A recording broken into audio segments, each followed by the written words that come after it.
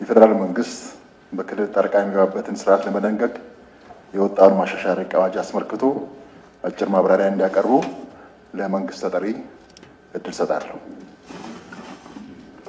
አመሰግናለሁ። የተከበሩ አፈ ጉባኤ፣ የተከበራችሁ የምክር ቤት አባላት፣ በመንግስት ጣልቃ ገብነት የሚመራበት ስርዓት ለመደንገግ አዋጅ ቁጥር 395/2003 ወጥቶ ስራ ላይ መዋሉ ይታወቃል። አዋጁ ህገ መንግስታዊ ስርዓቱ አደጋ ላይ በመውደቁ ምክንያት በፌደሬሽን ምክር ቤት ትዕዛዝ የፌደራል መንግስቱ የክልል ምክር ቤትና የህግ አስፈጻሚውን በማገድ ጊዜያዊ የክልል አስተዳደር እንዲቋቋም ሊወስን የሚችልበትን ስርዓት አስቀምጧል። ሆኖም ግን የጊዜያዊ አስተዳደሩ ቆይታን ለማራዘም ውሳኔ የሚሰጠው የፌደሬሽን ምክር ቤት በአመት 2 ጊዜ ብቻ የሚሰበሰብ መሆን እንዲሁም አዋጁን ተግባራ አስፈላጊ የሚያደርጉ እጅግ ውስብስብ የጸጥታና የፖለቲካ ችግሮችን ለመፍታት የሚያስፈልገው ጊዜ እንደ ጉዳዩ ክብደት ስለሚለያይ በአዋጁ የተቀመጠው ጊዜ ገደብ ከነባራዊ ሁኔታ ጋር የማይጣጣም ሆኖ በመገኘቱ በአዋጁ አተገባበር ወቅት ክፍተት ፈጥሯል።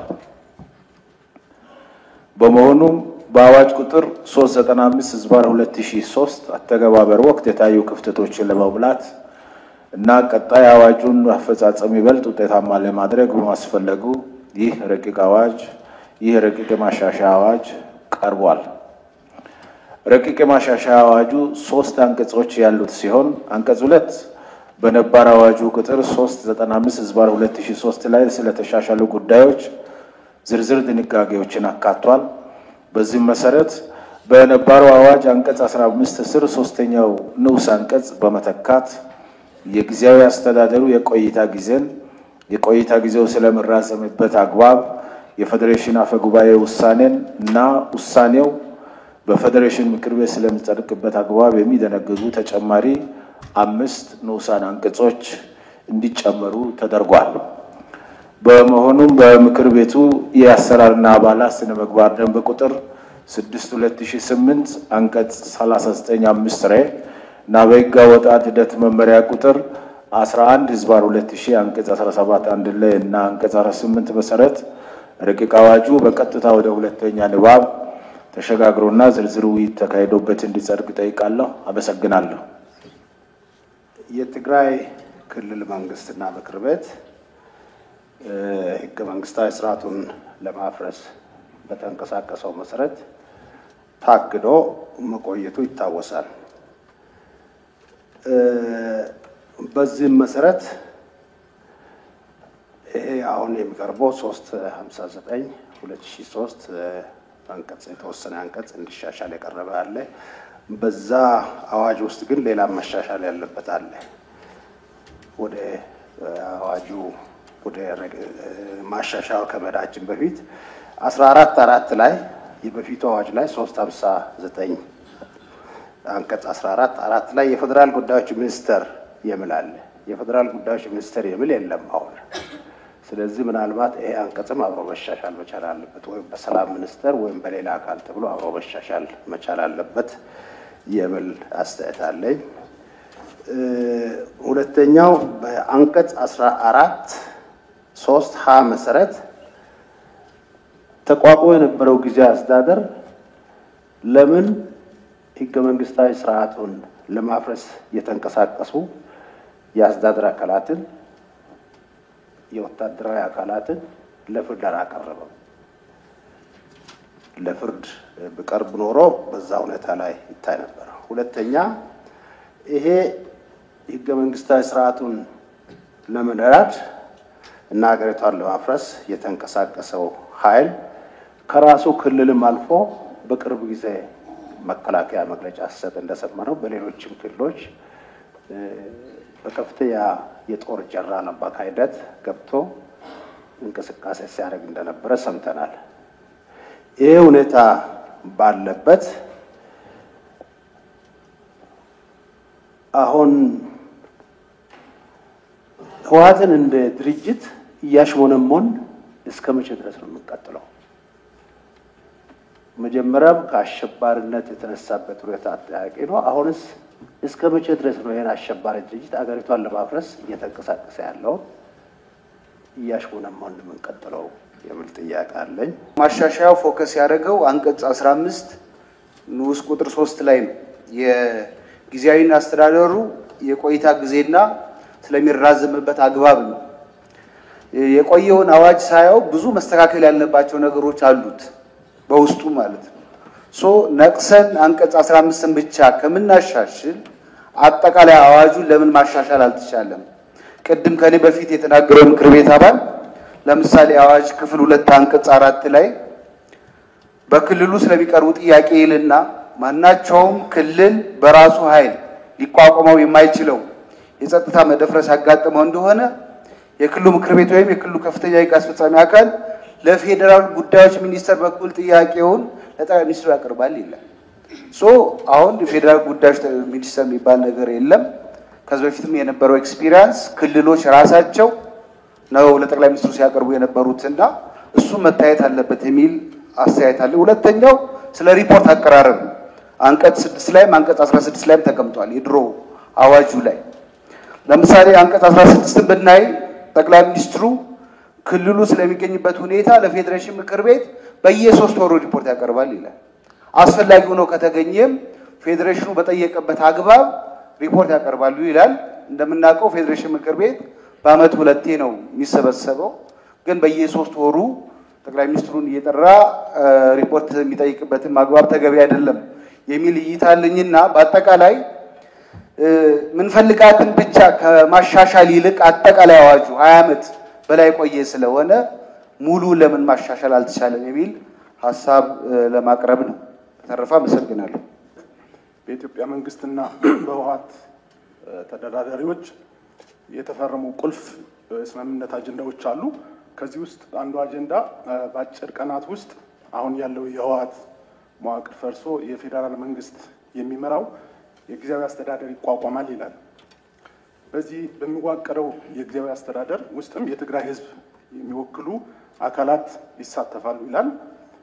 ነገር ግን በዚህ አንቀጽ ውስጥ መንግስት ያቋቋመው ጊዜያዊ አስተዳደር ህወሓት በጉልበት ለመናድ የሚያደርገው አፍራሽ እንቅስቃሴና ግትር አቋሙ በተደጋጋሚ ያየንበት ጊዜ አለ። በዚህ በሚዋቀረው ጊዜያዊ አስተዳደር ውስጥ ሁሉን ያማከለ የትግራይን ህዝብ የሚወክሉ የተለያዩ የማህበረሰብ ክፍሎችና የፖለቲካ ፓርቲዎች በቀጣይ መወከል መቻል አለበት የሚል ትልቅ እምነት አለን። በስምምነቱ መሰረት ህወሓት ሙሉ በሙሉ ትጥቅ እንዲፈታ እንዲሁም ያስገድደዋል። ነገር ግን ዲዲአር አለመጠናቀቁ ህወሓት ብቸኛ መሳሪያ የታጠቀ የፖለቲካ ፓርቲ አድርጎታል። ይህ ከትግራይ ክልል ሰላም መደፍረስ አልፎ አጠቃላይ የሀገሪቱ የሰላም ጠንቅ እንዲሆን አስችሎታል። ቅድም በምክር ቤት በተከበሩ ምክር ቤት አባል እንደተነሳው ለዚህም ማሳያ የሚሆነው በቅርቡ መከላከያ በሰጠው መግለጫ አንድ የህወሓት ታጣቂ መሪ ከሌሎች ጽንፈኛ ኃይሎች ጋር በመሆን ሀገር ለማተራመስ እየሰሩ እንደሆኑ አይተናል። ይህ የሚያሳየው የትግራይ ህዝብም ሆነ ሌሎች የኢትዮጵያ ክፍሎች ሰላም እንዳያገኝ ህወሓት የኢትዮጵያ ጠል ከሆኑ አካሎች እየሰራ እንደሆኑ ማሳያ ነው። በተደጋጋሚ የጊዜያዊ አስተዳደሩ ለማፍረስ ሰፊ የሆነ እንቅስቃሴ ሲያደርግ የቆየበት ሁኔታ አለ። አሁን በቀጣይ በሚቋቋመው ጊዜያዊ አስተዳደር ውስጥ ይህ እንዳይሆን ምን የታሰበ ነገር አለ የሚለው ሐሳብ ለማንሳት ፈልጌ ነው። አመሰግናለሁ። ህግና ስርዓትን ለማስከበር በሀገራችን ላይ አሉ ከሚባሉት ህጎች ምናልባትም ከህገ መንግስቱ ቀጥሎ በጣም መሰረታዊ የምንለው አዋጅ እንደሆነ ይታወቃል። እንግዲህ ይህንን አዋጅ መሰረት አድርጎ የቀረበልን ማሻሻያ በተለይም እንደተጠቀሰው አንቀጽ 15 በጣም ወሳኝ በተለይም አሁን ካጋጠመን ችግር አንፃር መሰረታዊ ድንጋጌዎች ይዞ የመጣ ነው። በጣም ተገቢ ነው የሚል አለኝ። የቀረበበትን መንገድ በምክር ቤታችን ያሰራርና የአባላት ስነ ምግባር ደንብ ቁጥር 6 አንቀጽ 57 መሰረት ስለሆነ የቀረበው በጣም ትክክል ነው የሚመስለኝና ሁለት ጉዳዮች ላይ ሐሳብ ለመስጠት ነው። በተለይም ለዚህ ቤት የክልሉን አፈጻጸም ሪፖርት ከማቅረብ ጋር ተያይዞ ያለው ጉዳይ ከኛ ስልጣንና ተግባር ጋር የሚገናኝ ስላልሆነ ይሄንን የሚገመግም ሌላ አካል ስላለ በዛ መታየት መቻል አለበት የሚል አለኝ። ሁለተኛው ጉዳይ ማሻሻያ ለአዋጅ ማሻሻያ በምንመለከትበት ጊዜ መሰረታዊ ጉዳዩን የአዋጁ እስካልቀየረ ድረስ ስያሜዎች ቢሻሻሉም ባይሻሻሉም የዛን ያህል ችግር የሚፈጥሩ አይደሉም። ለአብነት ማየት እንችላለን። በርካታ ብዙ ዓመታት ያስቆጠሩ ህጎች አሉ። እነዚህ ህጎቻችን ላይ ቀድሞ የነበሩ የተቋማት ስም አሁንም አሉ። ህጎቹን ለመተግበር ግን መሰረታዊ ችግር ሆነው አይደለም የሚመጡት። ዋና ጉዳዩ ግን የአዋጁ መሰረታዊ ጉዳይ እስካልነካ ድረስ ብናሻሽለውም ባናሻሽለውም ብዙ የሚያመጣው ለውጥ የለም። ተቋማት በየጊዜ ስያሜያቸው ሊቀያየር ይችላል። አሁንም ትልልቅ አዋጆቻችን የተቋማት ስም በተቀየረ ቁጥር እየቀየርን የምንሄድ ከሆነ አድካሚም ነው፣ ብዙም የአዋጁ ይዘት የሚቀይር ሆኖ የሚገኝ ስላልሆነ በዛ ብንረዳው የሚል ነው ያለኝና በአጠቃላይ ግን ማሻሻያው ወቅቱን የጠበቀ እንደሆነ ነው የተረዳሁት። ትክክል ነው የሚል ሐሳብ ለመስጠት ነው። አመሰግናለሁ። የፌደራል አስፈጻሚ አካላት አወቃቀር በየጊዜው የሚቀየር ነው። ይሄ ሲቀየር ግን አዋጆቻችን በሙሉ ተመሳሳይ ማሻሻያ አይደረግም። ምክንያቱም እንደተባለው ለአንድ ሚኒስቴር መስሪያ ቤት ወይም ሌላ አስፈጻሚ አካል የተሰጠው ስልጣን እየተወራረሰ ስለሚሄድ ማለት ነው። እሱን ጨምሮ ሌሎችም ማሻሻያዎች ካስፈለጉ በሌላ ጊዜ የሚታይ ሆኖ አሁን ግን የጊዜያዊ አስተዳደር የቆይታ ጊዜን ማራዘምን በምን ያህል ጊዜ ይራዘማል፣ እንዴት ይራዘማል የሚለውን ተጨባጭ የሆነ ሁኔታ ለመፍታት የቀረበ ነው የሚለውን ነው። በአጠቃላይ ጊዜያዊ አስተዳደሩ አፈጻጸም የተቋቋመበትን ዓላማ በአግባቡ ማሟላቱን የመሳሰሉትን በተመለከተ አሁን እያየን ያለነው የፌዴራል ጣልቃ ገብነት በፌዴሬሽን ምክር ቤት ትዕዛዝ የሚሰጥ ስለሆነ በዛ ምክር ቤት የሚታይ ይሆናል ማለት ነው። ሌላኛው የፌዴራል መንግስቱን ሚና የተነሳው ከፕሪቶሪያ የሰላም ስምምነት ጋር ተያይዞ ለተነሱ ጥያቄዎች እንደሚታወቀው የፌዴራል መንግስቱ በፕሪቶሪያ የሰላም ስምምነት መሰረት በትግራይ ክልል ዘላቂ ሰላም እንዲመጣ ሰፊ ጥረቶችን ሲያደርግ ነው የቆየው። ይህም የሚቀጥል ነው። አሁን ግን ይሄ ማሻሻያ የቀረበው ለተከበረው ምክር ቤት የቀረበው ማሻሻያ በክልሉ ውስጥ ያለውን ጊዜያዊ አስተዳደር የቆይታ ጊዜ በማስቀጠል ለዘላቂ ሰላም ጊዜያዊ አስተዳደሩ በሚሰጠው የስራ ኃላፊነት መሰረት እንዲሰራ የሚያስችል ነው።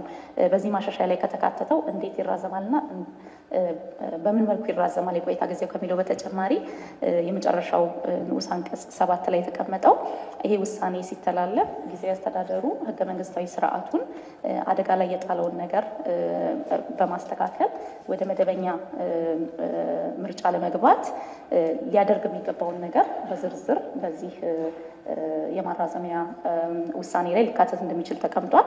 ስለዚህ በዛ ላይ የተቀመጡለትንም በአዋጁም አሁን በስራ ላይ ባለው አዋጅ 359 ላይ በተቀመጡት ኃላፊነቶች መሰረት ጊዜያዊ አስተዳደሩ ወደ መደበኛ አስተዳደር ለመግባት አስፈላጊ የሆኑ ሁሉ እርምጃዎችን እንዲፈጽም ተጨማሪ ትዕዛዝ ሊሰጠው ይችላል ማለት ነው። ስለዚህ በአጠቃላይ ይሄ ቀርበው ማሻሻያ የጊዜያዊ አስተዳደር የቆይታ ጊዜ በክልሉ ካለው ነባራዊ ሁኔታ የጸጥታ የፖለቲካ ሁኔታ አኳያ በማራዘም ዘላቂ ሰላምን ለማስገኘትና ህገ መንግስታዊ ስርዓቱን ለመጠበቅ ጥሩ መደላድል የሚያስቀምጥ ነው ማለት ነው። አመሰግናለሁ። እናመሰግናለን። የስልጣንና ተግባራቸውን በየጊዜው ምክር ቤቱ እየወሰነ ነው የሄደው። ስለዚህ አንደኛው አደረጃጀትን ስያሜን በሚመለከት ቀደም ሲል የነበረው የፌዴራል ጉዳዮች ሚኒስቴር ስልጣንና ተግባር በአዲሱ አስፈጻሚ አካላት አዋጅ መሰረት ለሚመለከተው አካል ተሸጋግሯል። ስለዚህ ይሄ የመወራረስ ነገር ስላለው በዛ መልኩ እንድትረዱ። ግን አጠቃላይ አዋጁ ታይቶ ረጅም ጊዜ የቆየ ነው መሻሻል ይገባዋል ያላችሁት የሚሻሻሉ ነገሮች ካሉ ሊታይ የሚችል እንደሆነ ታሳቢ እናደርጋለን። ይሄ ጉዳይ በሚመለከት ግን አስፈጻሚ አካላት አዲስ ሲደራጁ ስልጣንና ተግባራቸው እንደዚሁ የተወራረሰ ስለሚሄድ ይሄኛውም ተቋም አሁን ላለው አዲስ ተቋም ስልጣንና ተግባሩ የተሰጠ ስለሆነ በዛ መልኩ እንድትረዱ ለማለት ነው። ሁለተኛው ሪፖርት አቀራረብን በሚመለከት ይሄ ምክር ቤቱን የሚመለከት ስለሆነ አጠቃላይ በትግራይ ክልል ስላለው ሁኔታም ሌሎች የክልሎች ሆነ አጠቃላይ የኢኮኖሚ የፖለቲካ ማስተዳደር ስራዎችን በሚመለከት ክቡር ጠቅላይ ሚኒስትሩ ቅርብ ጊዜ ተገኝተው በዚህም ጉዳይ ላይ ማብራሪያ የሰጡ ስለሆነ በቀጣይም ደግሞ የሚነሱ ጉዳዮች ካሉ ውይይት የምናደርግ ይሆናል። ጥያቄ ያነሳን ግን ይሄን ጊዜያዊ አስተዳደሩን በሚመለከት ያለውን አፈጻጸም በሚመለከት ምክር ቤቱ በአዋጁ ሌላ አካል ለፌዴሬሽን ምክር ቤት ስልጣን ሰጥቷል። ስለዚህ ፌዴሬሽን ምክር ቤት በየጊዜው ስላለበት ደረጃ የሚገመግም ስለሆነ እሱ በዛ መልኩ የሚታይ እንደሆነ ብንወስድ ጥሩ ነው። መጨረሻ ላይ ሶስተኛው የተከበሩ አቶ ዘካሪያስ እንዳሉት አጠቃላይ ተጠያቂነትን በሚመለከት የሽግግር ፍትህ ፖሊሲ እና ማዕቀፍ ተዘጋጅቶ ወደ ተግባር ለመግባት ከሀገራዊ ምክክር ኮሚሽኑ ስራ ጋር ማያይዘን ለመስራት ዝግጅት ላይ እንዳለ የሚታወቅ ስለሆነ የተጠያቂነት ስርዓቱ በዛ መልኩ የሚረጋገጥ ይሆናል ለማለት ነው። ይሄን ያነሳሁት አንዳንዶቹ ጉዳዮች ምክር ቤቱን የሚመለከቱ ስለሆነ ነው። ይህም ብለን በዚህ መሰረት የፌዴራል መንግስት በክልል ጣልቃ የሚገባበትን ስርዓት ለመደንገግ የወጣ ማሻሻያ አዋጅ ቁጥር 1373 ህዝባር 2017 ሆኖ መጽደቁን የምንደግፍ ተቃውሞ ድምጽ ታቅቦ